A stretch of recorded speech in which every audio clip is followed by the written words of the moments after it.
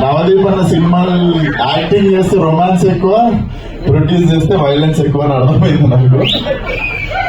So అన్నాయి and so all the best for the release.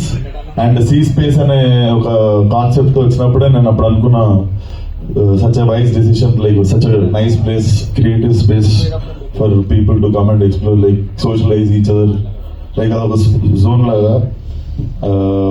And Chandini ఇందా guest అంటే కోపం వచ్చింది అంతే. So I came as a friend and నేను పనిచేసిన చాలా సినిమాలకు పనిచేసింది, అంటే చాలా అంటే అదే 8-9 చేసిన ఏమన్నా.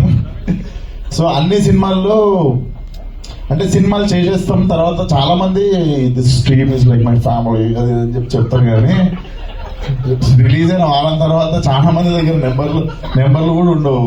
కొత్త నెంబర్లు మారిస్తే మనం చాలా తక్కువ మంది నా ఏళ్ళ మీద లెక్క పెట్టుకోవచ్చు. యాక్టర్స్ లో నేను చాలా చాలా రెస్పెక్ట్ చేసే హ్యూమన్ బీయింగ్స్, దాంట్లో చాందిని ఒకటి చాలా మంచిది అది.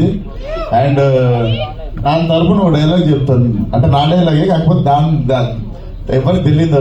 నన్ను ఎవరు టెన్షన్ పెట్టక్కర్లేదు, నన్ను నేనే టెన్షన్ పెట్టుకుంటానే బ్యాచ్ అది.